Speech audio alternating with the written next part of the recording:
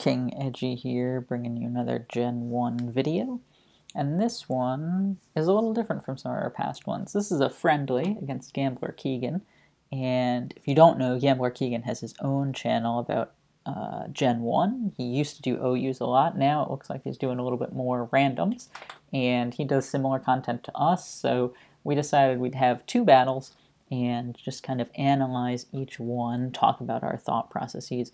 Unfortunately, while we were having the battles, there was a lot going on in the background. There was a lot of time between turns, so it's a little more friendly, a little more viewer-friendly to watch back the recording. So here's our situation. It's Nidoking against Clefable to start with, and you can't see this, but we also have a Rhyhorn, so having two ground types, we feel like ground is the one type that's sacrificable.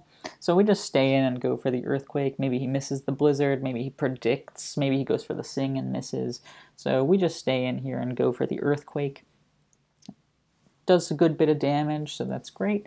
And then he gets a big Blizzard off. So we just stick in, go with the Earthquake again, why not? But he goes out to Scyther, which is a great play. And unfortunately, this forces us to reveal our Rhyhorn kind of early here. We really wanted to save that second ground as a surprise for the end game, but that's okay. Scyther's so good.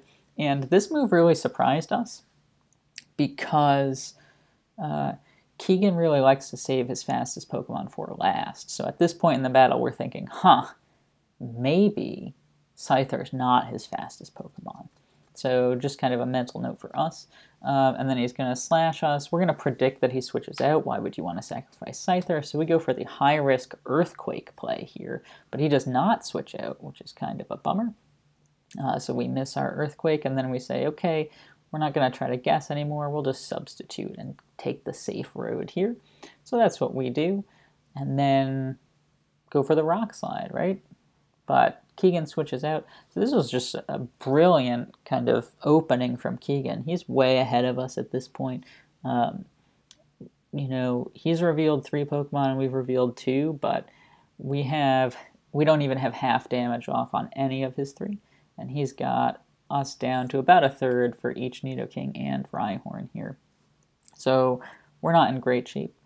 At this point, we're saying, okay, Cubone can just go for the Earthquake pretty safely, could also go for the Blizzard. We decide to switch out into Seadra here. We felt like Seadra was a good middle play here. If he does go for the Blizzard, it's an awesome play. If he doesn't go for the Blizzard, it'll still tank it fine and then can hit back with a good Surf. So that's what we decide to do here. He decides to go for the Blizzard, so that's awesome. We get a good move there, and then we just go for the Surf, right? Why not? Scyther comes back out, no problem. 1 Surf and 1 Blizzard, and he goes down. And that's good. Like, because we let so much damage get off on Rhyhorn, who was our Scyther counter, we're like feeling pretty jazzed, because Scyther's faster than our whole team, right? So we like our position for right now. We'll see what happens next. Clefable comes back out, and we say, okay, well, what's going to happen here? Should we stay in and go for the Surf? Is he going to go for a Thunder Wave or a Thunderbolt? Not totally sure, right? Seems hard to predict. And we like Seadra against this Cubone, so we kind of want to save it. So we're going to switch out into Primeape here and tank this Body Slam. So it turns out we probably could have gone Nidoking, right? It seemed really unlikely he'd go Blizzard there. So Nidoking might have been the best play just to get a big Earthquake off. But we go Primeape, and now Keegan's in a pickle. Keegan knows that Primeape knows counter. So does he risk switching out of Clefable, who's a pretty good Mon, maybe you want to save him, but a little slow, and have something get hit with pretty big damage from the counter? Or do you stay in and risk getting hit with the submission?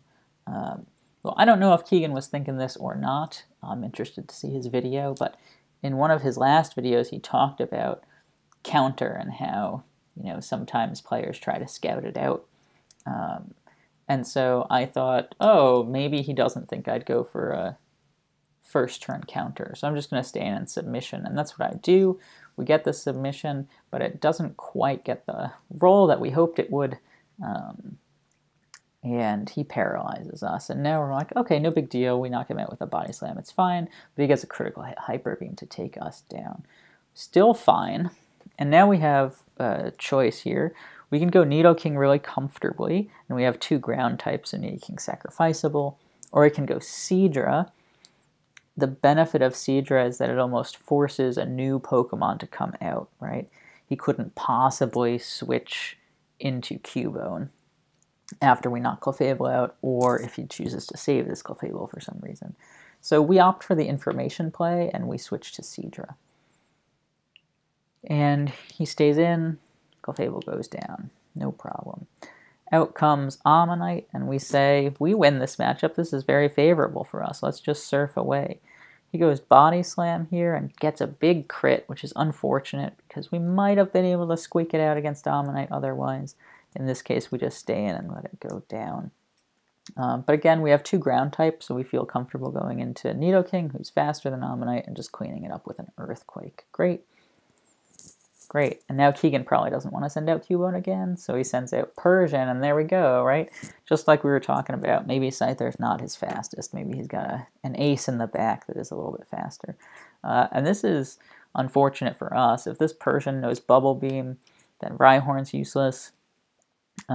It's definitely going to go for Slash here, and we don't really feel comfortable switching out into a big Persian Slash. So instead we just stay in with Nidoking and go down. But we've got a pretty favorable matchup of our own here because we have Drowsy. And Drowsy is just good. So we had a couple of options here. Hypnosis seems really good. Thunder Wave may be good, but maybe he's going to go out into Cubone. And this is what I think. I think he's going to go out into Cubone because Cubone really handles this Drowsy pretty well. It's already pretty damaged, so if it gets put to sleep, it's not a big deal. Thunder Wave won't work on it, so if I happen to go Thunder Wave, then he's in great shape. And Psychic probably won't quite knock it out, so things are looking good for the Cubone. So, given all of that, I decided here to use Counter. If Persian stays in, our Counter one-shots it, which is awesome if it goes for Slash, which we're assuming it will. If he switches out to Cubone, Counter also takes care of that. So we're feeling pretty good about this play. We decide to go Counter here. We do it, but he goes to Ponyta. And, okay, so that was unfortunate. And now we're in an interesting spot. You can't see our last, but it's Rattata. And so we really can't switch out into Rattata. We could switch out into Rhyhorn. And basically, he has to hit 2 Fire Blasts in a row to knock out Rhyhorn. So we're like, okay, probability of that happening is what, 72%, something like that. There's a 1 in 4-ish chance that that we can knock out this Ponyta. So it seems worth it to us, because if we go into Rhyhorn, who can't do anything against Cubone or Persian, it's not really valuable at this point. This is its only moment to be valuable. And if it gets knocked out, we go to Rattata. Rattata's Body Slam takes Ponyta the rest of the way out. So that's kind of our thought process here. We go Rhyhorn. Unfortunately, he doesn't miss the Fire Blast, though, which is too bad. So we just click Earthquake and hope, and yeah, that worked out great. So we got him there. Now Keegan can go either Persian or Cubone. Decides here to go Cubone, which is fine with us, and he knocks out our Rhyhorn. Alright.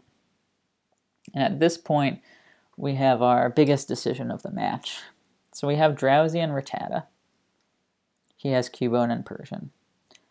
And honestly, feels pretty straightforward to us. Go into Drowsy, put Cubone to sleep, and then just Psychic away, right? Persian comes out. It can't really take a Psychic that well, so it doesn't want to switch in once we put Cubone to sleep. The alternative was to go Rattata here, and we thought about going Rattata here, but you'll notice that Rattata's Blizzard actually probably doesn't knock out the Cubone from this range. which is kind of surprising to me, but that's just how it is. So we couldn't really comfortably go for that. So instead, we do go Drowsy to put this Cubone to sleep, no problem. Let's knock him right out. Oh, but we missed the Hypnosis. Okay. We could have gone straight Psychic there. And if we Psychic, that's game, right? I mean, that's not game, but that's Cubone down. But the Earthquake does about half to us, and that Earthquake plus a Persian Hyper Beam, probably don't want to risk it. So Cubone does go for the Earthquake, gets a ton of damage off on us. So we'll go for the Hypnosis a second time, but we still miss. And now we're in terrible shape because even though we get the sleep this time around, it's a little too late.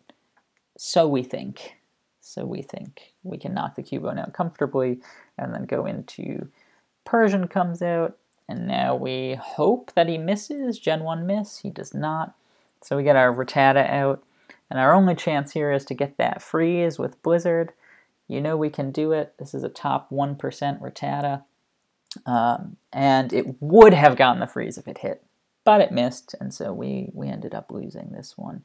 A little unfortunate. I think back to the choice to go Hypnosis here, and that's what I'm thinking, you know? I have to miss twice for me to lose this battle, pretty much.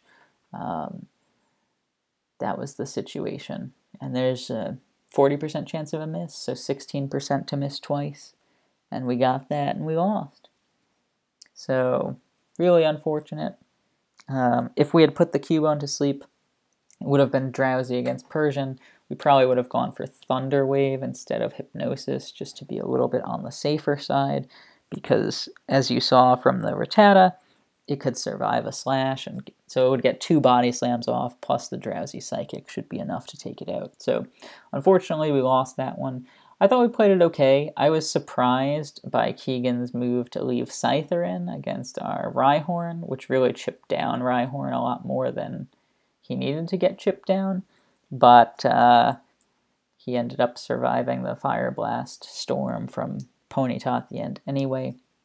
But that was a really good play by Keegan. Definitely play of the game. Definitely play of the game. So I'm keeping this turn in mind as we go into our next game with Keegan here, another friendly one.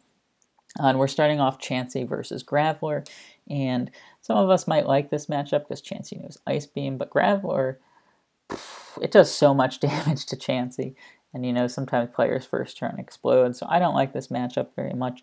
I'm going to switch out here to Bulbasaur. It'll give me the chance to be faster than Graveler and put him to sleep.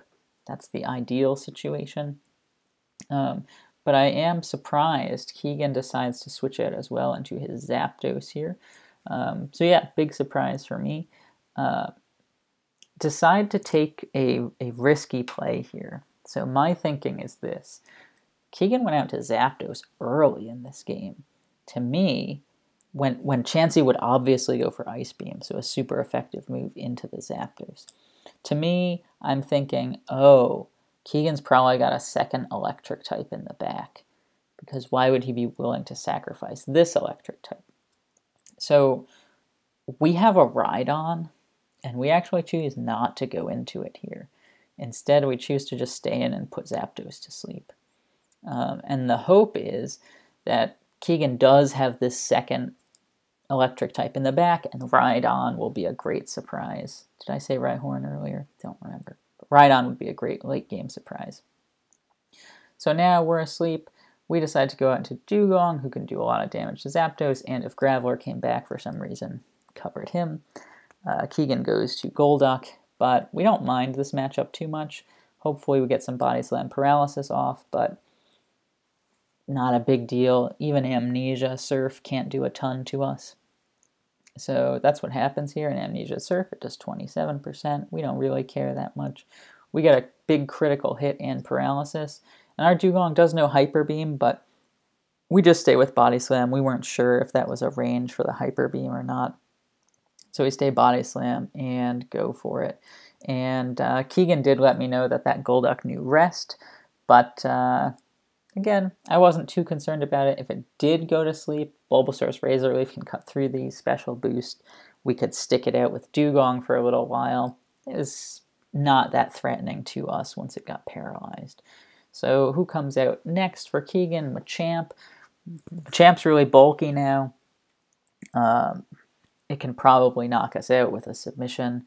So we're going to switch out here into Bulbasaur, who's pretty safe.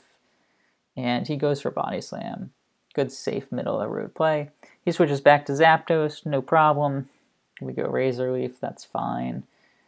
And then we're like, okay, should we stay in? Nah, we'll go out. And we go into Kangaskhan here. We didn't want to go into Dewgong just in case Zapdos happened to wake up first turn. And Kangaskhan's a little bit faster than Zapdos, so less of a risk. And then we're just going to Body Slam away and hope that we can knock the Zapdos out, but he does wake up before we get the chance, and we sacrifice Bulbasaur. And I think back on this decision to sacrifice the Bulbasaur there, I think, well, why didn't I just go Rhydon first, right? I think that's a clear mistake. I think that's a clear mistake. And now we're in the same situation that we were in last game, where we have our rock ground type against one of Keegan's flying types. And we're thinking back to last game and we're saying, okay, Keegan's a good player. We know what he did last time. He's not going to do it again, because good players change how they play all the time. If Keegan does it again, I'll be shocked. So we go Earthquake. We're just going big damage, EQ all day. And nope, he stays in again. He makes the same play.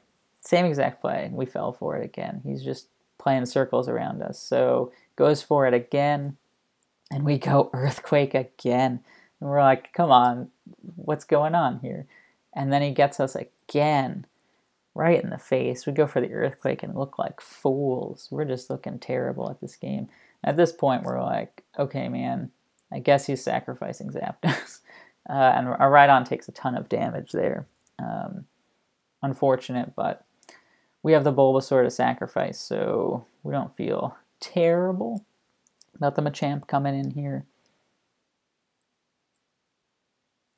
And then the great thing about how we've played this game so far is, again, that we had that second sleeper in the back. So we have this one here to come out for the Machamp, and we're feeling good. Let's put it to sleep. Graveler comes out. Okay, that's fine. But we can double powder now because Graveler's not going to stay in and get Mega Drained, right? So we can just Stun Spore to our heart's content. First turn Graveler does stay in. Does he on the second turn? Nope. And then we got it. We get that Stun Spore off, which is great because now Rhydon can take care of this Raichu, no problem. And we're looking at our team. We don't know his last. If it's a special attacker, Chansey's here. If it's a physical attacker, hopefully Kangaskhan, Dewgong, just that kind of lasting power is there. So we're feeling pretty comfortable at this point. We do go out into Chansey, because what's Raichu going to do to Chansey? I mean, maybe it knows Body Slam, but even if it does, no big deal. And we can just kind of Ice Beam it down here, is our hope. So we'll just stay in an Ice Beam.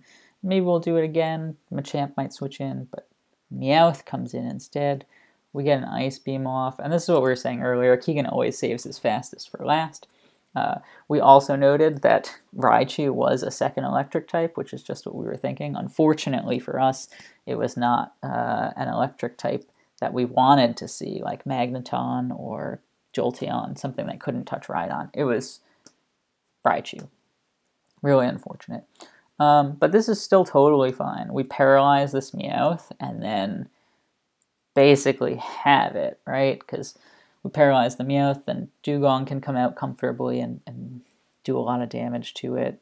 We could choose Rhydon here, again, to do a ton of damage if we're thinking that Kangaskhan can one-shot the Raichu. So we're thinking all these things, but unfortunately, bam, fully paralyzed. And we decided to let Chansey go down here because Machamp is there. We just felt like nothing else really wanted to switch into that slash from Meowth. Here, Keegan goes for Body Slam to hopefully get the paralysis and full paralyze, or go for the crit, which he got. So really unfortunate that he got that one, but he did. And now we can go Kangaskhan here pretty comfortably because Kangaskhan can't get paralyzed by Body Slam since it's a normal type. So we're feeling okay just Body Slamming our way through this. And that's what we do. Great. And now what's going to happen here? He's got Machamp and he's got Raichu, right? Now, Raichu knows agility and Machamp doesn't really know anything.